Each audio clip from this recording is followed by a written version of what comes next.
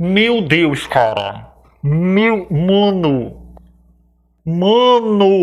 Gente, eu vou ter que censurar isso no YouTube. Se eu colocar isso no YouTube, o vídeo cai. Tem tudo nessa foto, tem tudo. Tem placenta, tem cordão umbilical, tem sangue, tem a tesoura que ela usou para poder cortar o cordão umbilical. Gente, tá tudo estraçalhado, o banco cheio de sangue, o chão cheio de sangue. Meu Deus! Eu não tenho nem palavras. Uma menina de 15 anos escondeu a gravidez por 9 meses. E além de esconder a gravidez, ela também conseguiu esconder o parto. Esse caso tá em alta no TikTok. Quando eu vi esse caso, eu achei que fosse fic, eu achei que fosse mentira, mas gente, não é fic, não é mentira. Ela postou fotos, postou prints que comprovam que realmente é verdade. Pareço normal, mas já escondi uma gestação de todo mundo por 9 meses porque não aceitava que estava grávida e tinha medo do meu pai me botar para fora de casa. Tinha só 15 anos. E tive minha filha em casa, sozinha, de parto normal, e ainda expeli a placenta. E cortei o cordão umbilical. E a primeira coisa que eu fiz depois dela nascer foi limpar o sangue, porque fiquei com medo da minha mãe brigar comigo pela sujeira. Eu estava tendo uma hemorragia. Cara, imagina você conseguir esconder uma gravidez por 9 meses. Isso daí é surreal, gente. Isso daí é quase impossível de ser feito. Ela conseguiu. Geralmente a pessoa consegue esconder ali até o quarto, até o quinto mês, mas depois disso a barriga começa a ficar muito grande. Oi, meninas. Oi, tudo bem? Só que eu não sou menina, eu sou viado. Será que serve? Ele é bichinha e também ele é gay. Contar como que foi que eu escondi minha gravidez por 9 meses, como eu tive minha filha em casa. Vou começar que quando eu engravidei eu tinha só 15 anos, eu tinha acabado de fazer 15 anos, não fazia nem um mês que eu tinha feito 15 anos. Eu faço aniversário dia 17 de fevereiro e eu engravidei dia 5 de março. Então, não fazia nem um mês, né? E a minha relação com os meus pais não era muito boa. Eu nunca tive muita liberdade com eles, então eu fazia tudo que eu fazia escondido. É o que eu sempre falo, gente. Os adolescentes que mais fazem merda são os adolescentes que crescem numa casa conservadora. Pai e mãe que é muito conservador vai ter um filho que só vai fazer merda, porque ele vai fazer escondido. E quando ele faz escondido, ele vai fazer sem nenhum auxílio, sem nenhuma consciência. Porque esse filho ou essa filha não vai saber o que é um anticoncepcional, não vai saber o que é uma camisinha, não vai nem saber como usar uma camisinha direito, não vai saber o que é uma IST, como que se previne uma IST. Ou seja, quando o adolescente que cresce numa casa conservadora faz uma merda, a merda vai ser muito maior. Não recomendo, tá? Hoje em dia eu tenho uma boa relação com os meus pais, mas eu sempre tive uma relação bem ruim com eles. Até os meus 16 anos ali foi bem difícil a nossa relação. Minha família é disfuncional, eu sou a única filha mulher do meu pai, então ele sempre foi muito chato comigo, muito rígido. Mas tudo bem, são coisas da vida, né? Meu pai quer que sua filha engravide nova, então ele sempre meteu muito terror psicológico na minha cabeça, sempre falou que se eu engravidasse botaria pra fora de casa, ou coisa de pai, gente, tá tudo bem. Não, coisa de pai não, tá, querida? Isso daí não é coisa de pai, não. Ai, a minha filha engravidou, vou enxotar ela pra fora da minha casa, vai morar debaixo da ponte. Isso não é coisa de pai. Ainda mais uma coisa pra gente refletir. Tem gente que cresce ouvindo isso o tempo inteiro e acha que é normal. Acha que isso é coisa de uma mãe e de um pai falar. E aí, quando essa pessoa também tem um filho, ele vai falar a mesma coisa pra esse filho. Olha, se você engravidar, se você tiver um filho, eu vou te jogar pra fora de casa. Ou seja, isso acaba passando de geração em geração, e não é uma coisa normal. Eu não tô aqui pra me vitimizar, eu sei o que eu fiz foi errado, mas eu não tinha liberdade com os meus pais, eu nunca tive nenhuma conversa sobre anticoncepcional, sobre pílula do dia seguinte, nada, eu nunca tive nenhum tipo de conversa com os meus pais em relação a isso. Tudo que eu aprendi sozinha. Quando eu engravidei, como foi a minha primeira vez, eu não sabia muita coisa, eu não sabia nem sobre a pílula do dia seguinte, eu não sabia a diferença de uma pílula do dia seguinte para um anticoncepcional. Porque se eu soubesse, obviamente, eu teria tomado uma pílula no dia seguinte. Eu era tão leiga nesse assunto que, quando eu engravidei, eu achei que por não ter sido dentro, que não foi dentro. Mana, o cara não jogou o leitinho dentro de você e você engravidou. Mana, sinceramente, você deu um azar danado, porque é muito difícil isso acontecer. Isso até acontece, tá? Porque antes da ejaculação tem-se o líquido pré-ejaculatório, né? A famosa babinha que fica saindo da piroca. E esse líquido pré-ejaculatório já tem espermatozoides em baixa quantidade, mas tem. E pode ser que você engravide com esse líquido pré-ejaculatório, mas é bem difícil isso acontecer. Nossa, mas nem a parte mais boa do sexo, que é o leitinho dentro, você sentiu, Mona. Caramba, deve ter sido ruim do início ao fim, então, né? Eu não poderia engravidar, mas a gente sabe que não é assim que funciona, né? Mas eu achei que por não ter sido dentro, eu nem ia engravidar, não ia dar nada. Enfim. E como foi minha primeira vez, foi muito péssimo, foi muito traumatizante. Então eu só queria esquecer aquele dia. Gente, a minha primeira vez também foi péssima, gente. Eu tenho até vergonha de falar como foi a minha primeira vez. Será que eu conto? Aí vou contar sim, gente. Então, a minha primeira vez foi com um carinha que eu conheci no bate-papo do UOL. Olha só quanto tempo, gente. Olha só os primórdios no bate-papo do UOL. Eu não sei nem se existe mais esse bate-papo do UOL hoje em dia, que eu nunca mais entrei, porque hoje eu sou casado, né? E aí eu marquei de me encontrar com ele no lugar, a gente se encontrou, a gente conversou e tudo mais, e depois a gente foi andando até a casa dele. Aí eu pensei assim, a gente deve ficar lá na casa dele. E a gente chegou lá na casa dele, eu não cheguei a entrar, eu fiquei do lado de fora, ele me deu água e tudo mais, e depois disso ele fechou o portão e continuou andando comigo pela rua. Gente, no final da rua dele, tinha uma casa abandonada.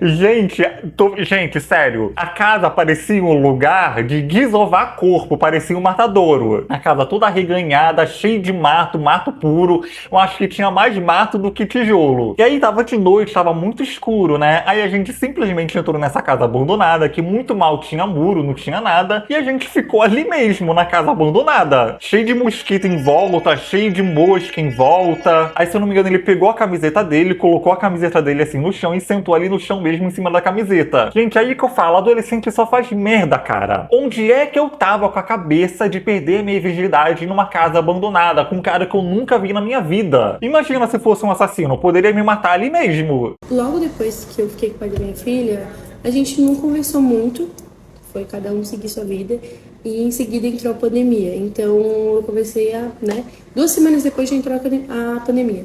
E foi onde eu comecei a ficar em casa totalmente. Então, se eu já antes eu já não saía, depois da pandemia mesmo que eu não saía pra nada. E aí eu ficava com os meus pais 24 horas dentro de casa. Então, nossa relação que já não era boa, ela deu uma piorada pra ajudar.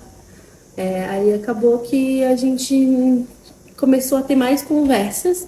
E eu comecei a ficar mais apavorada ainda, porque a minha mãe falava, meu pai falava. Meu pai principalmente falava, sempre falou que se eu engravidasse ia acontecer tal coisa, me botaria pra fora de casa, enfim, essas coisas de pai. Deu uns 2 meses, a minha menstruação, ela vinha uma sujeirinha só, mas eu nem me importei. Eu só achava estranho que ela, descia todo dia 26 e do nada ela parou de descer, no dia 26. Mas eu nem me importei. Deu uns 2 meses, ela parou de vir totalmente. Aí eu me preocupei, isso foi na pandemia. Eu lembro que eu peguei, eu tinha R$8 guardado. Eu fui até a farmácia escondido dos meus pais, comprei um teste de gravidez.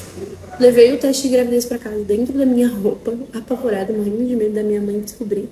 Eu fui no banheiro lá dos fundos da minha casa, que tinha um banheiro que, no último cômodo lá embaixo, uma área que tinha lá embaixo.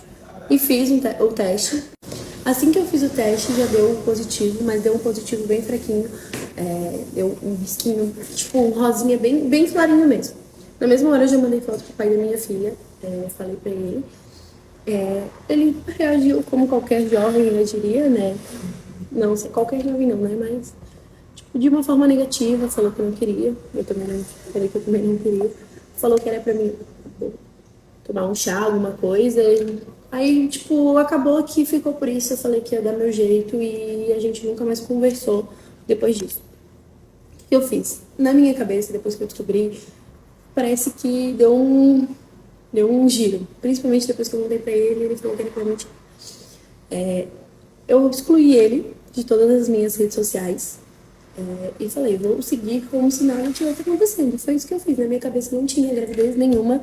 Eu fingia que não tinha nenhum bebê crescendo na minha barriga e foi assim que eu segui os 9 meses. Mas o que eu fazia? O meu pai, depois de uns 3, 4 meses, ele começou a desconfiar porque eu tava muito enjoada com tudo e vomitava escondido. Então ele sempre fazia eu levantar minha blusa, conferia minha barriga, pedia pra minha mãe olhar meu... o que eu fazia? Eu pegava às vezes tinta, batom, riscava absorvente, encharcava de tinta guache, tipo, deixava ele o mais parecido possível, enrolava, porque tipo, a minha mãe não ia abrir. Eu achava, né, que ela não ia abrir.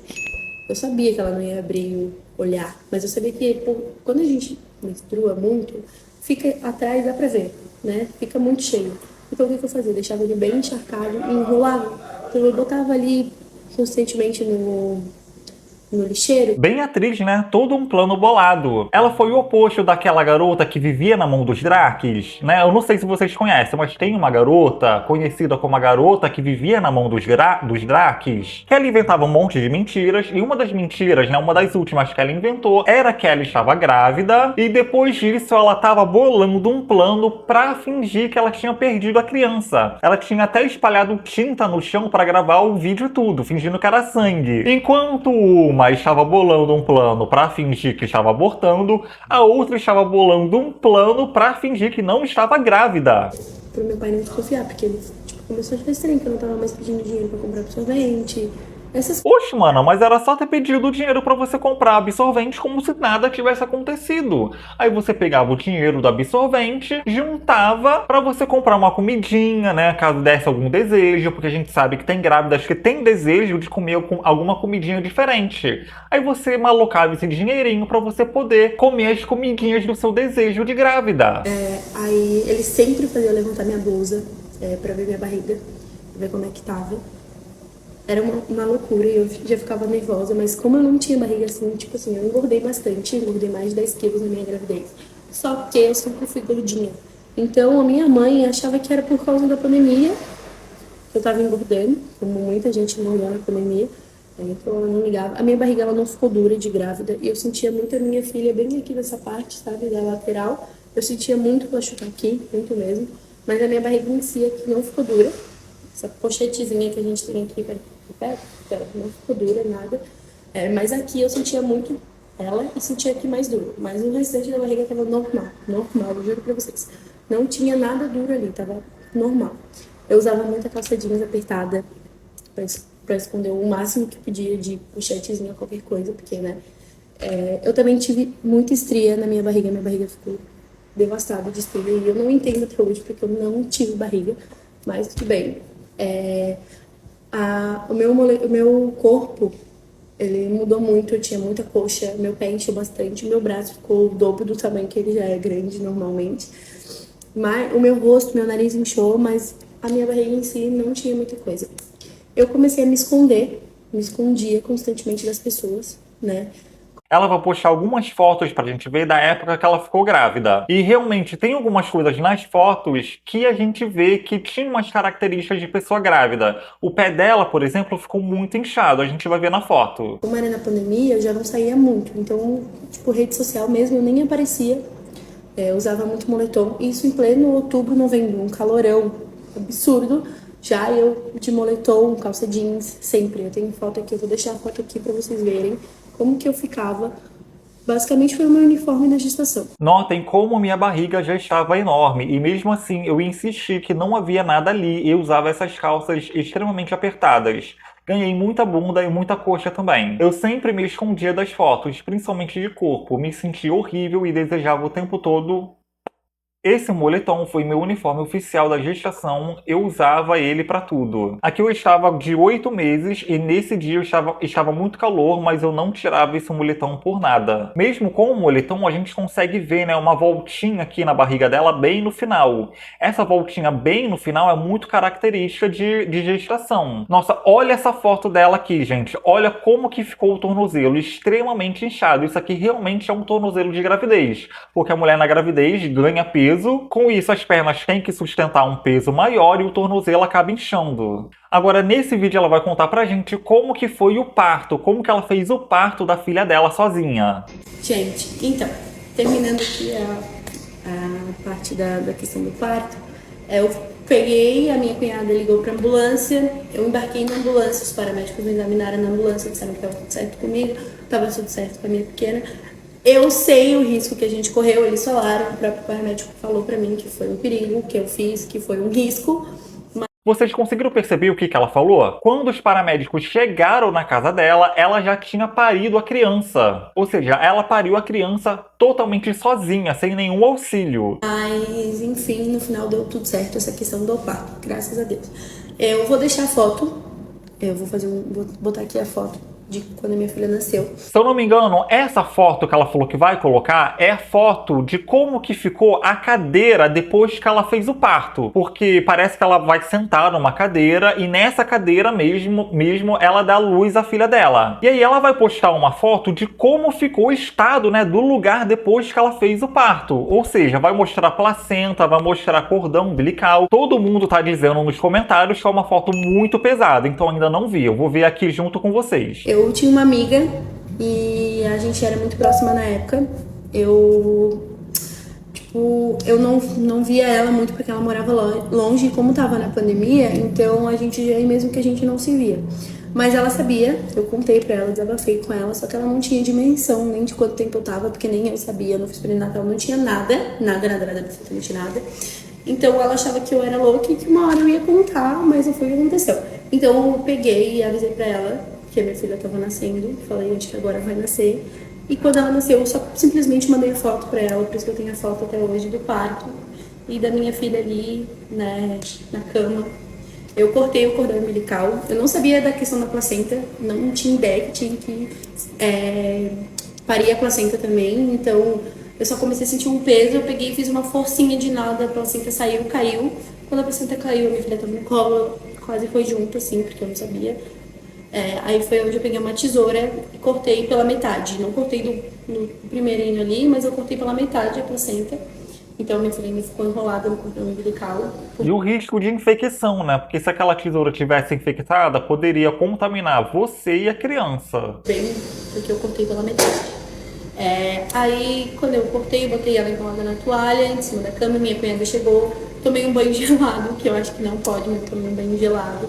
Pra tirar um pouco do sangue, me enrolei num roupão assim, pelada mesmo, e a ambulância chegou, aí a ambulância me levou, logo depois que a ambulância me levou, chegou meus parentes tudo, né, meus irmãos, por acaso, tá, porque eles ainda não sabiam, chegou meu irmão, marido da minha cunhada, porque ela ligou pra ele, aí meu irmão, quando chegou, ligou pra minha mãe, falou que minha mãe precisava ir pro hospital, que eu não tava bem, que tinha acontecido uma coisa, mas o meu irmão não queria falar o que era, pra não assustar a minha mãe, obviamente, né? Porque ela tava longe, ela ia ter que vir dirigindo. Mas a minha mãe achou estranho, porque meu irmão falou que eu ia pro Carmela, que é uma maternidade aqui de Floripa. Aí quem conhece sabe. E aí ela falou, como assim? É uma dor de dente e ela tem que ir pro Carmela. Então meu irmão abriu o jogo, né? Falou que eu tinha parido uma criança. Minha mãe ficou super nervosa, ficou sem saber o que fazer. E meu pai notou que ela começou a ficar nervosa. E aí começou a questionar muito ela, porque ela pegou e falou que eles tinham que ir embora, que eu tava passando mal.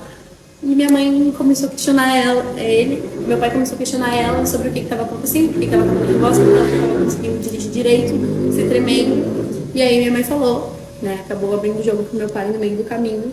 E aí ela fala pra mim que ele meio que surtou dentro do carro, né? Que ele falava que era culpa dela. Ah, sim, a culpa é só da sua mãe, né? A culpa sempre cai em cima da mulher, como se a sua mãe tivesse te feito com um dedo, né? É sua filha, né? É minha filha, sim. É sua filha, sim. Eu fiz com o dedo, né, Carlos Alberto? Que ele sabia, porque ele sempre desconfiou, que a minha mãe devia ter cuidado mais de mim, enfim, ele me Só a mãe tinha que ter cuidado mais de você, ele não, né? nela, coisa que eu já ensinava que eu ia fazer. E em vez deles irem pra casa, eles foram direto pro hospital, porque era caminho e eu já tava na ambulância. Então eles foram direto pra maternidade. Então assim que eu desci da ambulância, meu pai já tava ali na porta da maternidade, me esperando com a minha mãe. Minha mãe tava em prantos, o meu pai, ele não postava nenhuma reação, porque meu pai é meio chuco. Então ele só olhava pra minha cara e falava que sabia. Falava assim, eu sabia. Eu só sabia chorar porque eu via a decepção nos olhos dele, então eu fiquei... Foi ele mesmo que fez essa decepção com ele mesmo, porque se ele tivesse te apoiado, né, ao invés de ter te ameaçado a sua juventude inteira, isso não tinha acontecido. E se ele tava desconfiado, por que ele não pegou você e não te levou no ginecologista? Porque ele, como seu pai, se tivesse desconfiado de alguma coisa, se ele realmente se importasse com você naquela época, ele poderia ter marcado um ginecologista pra você e te levado. Igual uma mãe dele vestida, tinha acabado de parir uma criança. Eu só sabia chorar. E ali eu ainda não tinha tido nenhum contato com a minha filha. Eu peguei ela no colo e aí quando eu fui pra ambulância, eles botaram ela no meio das minhas pernas, deitada na maca, e ela foi ali. E eu ainda não tinha pegado ela no colo, olhado pra ela, visto que era... Eu sabia que era uma menina que tinha me falado, mas eu não tinha tido aquele toque. Quando eu... Nossa, é verdade, ela não sabia nem qual era o sexo da criança. Porque provavelmente nem pré-natal ela fez, né? Então mais um perigo de ter escondido a gravidez. Porque se tivesse algum problema com a criança, ela não ia ficar sabendo, né? Porque a mulher sabe se a criança tá saudável por meio do pré-natal, né? Que é uma sequência de consultas médicas que a mulher faz com o ginecologista pra saber se tá tudo bem com ela e com a criança. Eu tive a laceração, então quando eu fui pra dentro, a minha mãe, ela tava em choque, ela assistiu chorar, ela não falou nada comigo, ela tava em choque. O meu pai, ele olhou comigo, falou comigo ali na porta da maternidade, e depois não falou nada. Mas eu tenho um áudio, que eu quero muito achar esse áudio, vou trazer pra vocês, que ele me mandou quando eu tava na maternidade, que foi muito importante esse áudio pra mim, que eu até me emociono quando eu falo, porque ele foi uma das principais pessoas que mais me assustaram, né? Porque eu tive muito medo, por isso que eu escondi, que foi ele falando que ele ia me apoiar, que ele ia me amar de qualquer jeito. A minha família, meus pais, meu pai, né, questionou, falou que se eu não quisesse ter esse filho, eu não era obrigada, que eu poderia entregar para adoção. Mas isso ele não tinha tido. Pô, mas aí depois desse rolê todo, desse sofrimento todo que você passou, de esconder por 9 meses uma gravidez, ter que usar moletom em pleno verão, parir a filha sozinha dentro de casa, vai colocar pra adoção? Deus me livre, se eu passei por todo esse sofrimento, a filha vai ser minha. Eu, hein? Oxi! Eu não contato com a minha filha ainda, ele só falou que poderia ser uma escolha minha, mas obviamente eu falei que não, né? Minha mãe falou também que não, que tava tudo bem, que a gente ia dar um jeito. Eu fiquei internada, eu e minha filha, pra fazer os exames, tudo certinho, mas tava tudo perfeito, foi tudo perfeito, tá? O parto, a minha filha nasceu perfeita. Vou deixar algumas fotos aqui pra vocês verem que eu não tô mentindo, que não preciso de engajamento, essa é a história da minha vida. E é isso, quem me conhece sabe. Ai, eu fico até emocionada de falar. Meu Deus, cara! Mano! Gente, eu vou ter que censurar isso no YouTube. Se eu colocar isso no YouTube, o vídeo cai. Tem tudo nessa foto, tem tudo. Tem placenta, tem cordão umbilical, tem sangue, tem a tesoura que ela usou pra poder cortar o cordão umbilical. Gente, tá tudo estraçalhado, o banco cheio de sangue, o chão cheio de sangue. Meu Deus! Eu não tenho nem palavras. Não tem nem palavra. Isso daqui é um print que ela postou e o print tem data e tudo. Então, 3 de dezembro de 2020. Boa tarde, só para te comunicar que minha filha nasceu. Eu acho que aqui ela estava falando com o pai da criança. Só para te comunicar que minha filha nasceu e não quero e nem vou te obrigar a dar qualquer coisa ou ter algum contato com ela. Apenas estou te informando por descargo de consciência. Eu contei para ele e depois que ela nasceu, tive que ir atrás dele porque meu pai insistiu muito para saber quem era o pai. Quando eu contei, ele me enrolou por uns 2 meses falando que tinha contado para a mãe. Gente, a resposta do cara, ela falando que acabou de ter uma filha dele, a resposta do cara é o quê? Nossa, e ele demorou 5 dias para responder. Ela mandou mensagem dia 3 de dezembro e respondeu no dia 8 de dezembro. 1º de fevereiro de 2021. Essa daqui é a mensagem que ela mandou pra avó da filha dela, né? No caso, a mãe do ex-namorado dela. Boa noite, desculpa ele estar sendo invasiva a esse ponto, mas eu pensei bastante se mandava essa mensagem para a senhora. Não quero incomodar e nem criar um caso.